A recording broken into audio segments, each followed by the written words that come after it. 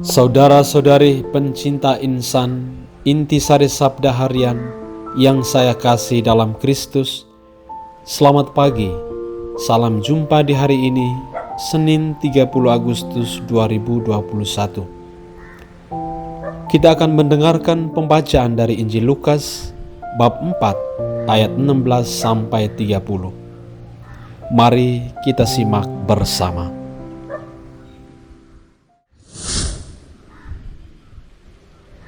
Ia datang ke Nazaret, tempat ia dibesarkan. Dan menurut kebiasaannya pada hari Sabat ia masuk ke rumah ibadat, lalu berdiri hendak membaca dari Alkitab. Kepadanya diberikan kitab Nabi Yesaya, dan setelah dibukanya, ia menemukan nas, di mana ada tertulis, Roh Tuhan ada padaku, oleh sebab ia telah mengurapi aku, untuk menyampaikan kabar baik kepada orang-orang miskin. Dan ia telah mengutus aku untuk memberitakan pembebasan kepada orang-orang tawanan dan penglihatan bagi orang-orang buta, untuk membebaskan orang-orang yang tertindas, untuk memberitakan tahun rahmat Tuhan telah datang. Kemudian ia menutup kitab itu, memberikannya kembali kepada pejabat, lalu duduk, dan mata semua orang dalam rumah ibadat itu tertuju kepadanya. Lalu ia memulai mengajar mereka. Katanya, pada hari ini genaplah nas ini sewaktu kamu mendengarnya. dan semua orang itu membenarkan dia, dan mereka heran akan kata-kata yang indah yang diucapkannya. Lalu kata mereka, bukankah ia ini anak Yusuf? maka berkatalah ia kepada mereka, Tentu kamu akan mengatakan pepatah ini kepadaku. Hai tabib, sembuhkanlah dirimu sendiri. Perbuatlah di sini juga, di tempat asalmu ini, segala yang kami dengar yang telah terjadi di Kapernaum. dan katanya lagi, Aku berkata kepadamu, sesungguhnya tidak ada nabi yang dihargai di tempat asalnya. Dan aku berkata kepadamu, dan kataku ini benar, pada zaman Elia, terdapat banyak perempuan janda di Israel, ketika langit tertutup selama 3 tahun dan 6 bulan, dan ketika bahaya kelaparan yang hebat menimpa seluruh negeri. Tetapi Elia diutus bukan kepada salah seorang dari mereka, melainkan kepada seorang perempuan janda di Sarfat, di tanah Sidon. Dan pada zaman Nabi Elisa, banyak orang kusta di Israel, dan tidak ada seorang pun dari mereka yang ditahirkan, selain daripada Naaman, orang Syria itu. mendengar itu sangat marahlah semua orang yang di rumah ibadat itu. Mereka bangun, lalu menghalau Yesus keluar kota dan membawa dia ke tebing gunung, tempat kota itu terletak, untuk melemparkan dia dari tebing itu.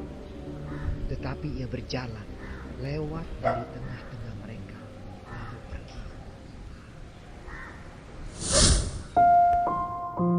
Para pencinta insan yang terkasih, kisah mengenai Yesus kembali ke daerah asalnya, yaitu Nazaret, yang termuat dalam perikop Injil Lukas hari ini, oleh para penafsir disebut sebagai Injil mini, karena memberi gambaran yang menyeluruh secara padat atas seluruh kisah dan isi pewartaan Injil Lukas. Intinya adalah bahwa kehadiran Yesus merupakan pemenuhan seluruh nubuat perjanjian lama. Kehadirannya menandakan bahwa keselamatan dari Tuhan atau tahun rahmat Tuhan telah tiba. Yesus pada awalnya dipuji dan disanjung, tetapi tanggapan ini berbalik menjadi iri hati dan kebencian, bahkan sampai orang-orang sekotanya berusaha untuk membunuh dia. Pertanyaannya, mengapa sampai orang-orang Nazaret menolak bahkan mencoba membunuh Yesus? Jawabannya adalah karena ternyata ada perbedaan pemahaman yang mendasar tentang keselamatan yang dibawa oleh Sang Mesias antara yang dipahami oleh orang-orang Yahudi dengan apa yang dipahami dan dibawa oleh Yesus sendiri. Orang-orang Yahudi memahami bahwa keselamatan yang di bawah Mesias hanya ditujukan untuk bangsa Yahudi atau untuk menjawab kebutuhan dan kepentingan orang-orang Yahudi saja. Sementara Yesus memahami bahwa kemesiasan yang dibawanya bersifat universal, yaitu untuk keselamatan semua orang, bahkan orang-orang di luar bangsanya sendiri.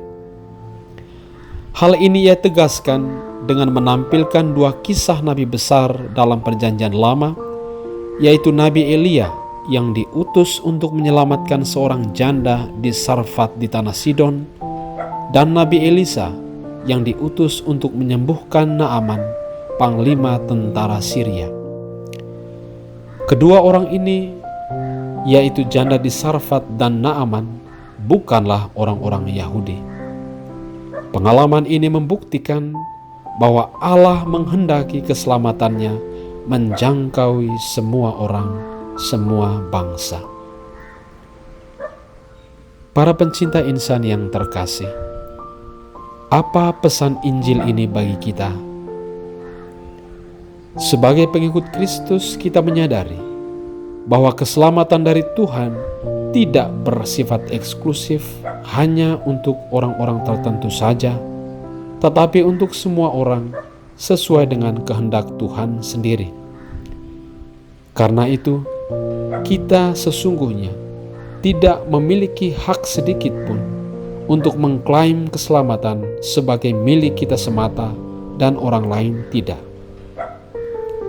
Injil hari ini mengajarkan kita untuk bersifat terbuka kepada semua orang, mewartakan keselamatan melalui kesaksian hidup yang benar setiap hari, entah sebagai orang tua, entah sebagai anak, entah sebagai PNS, entah sebagai guru ataupun dosen.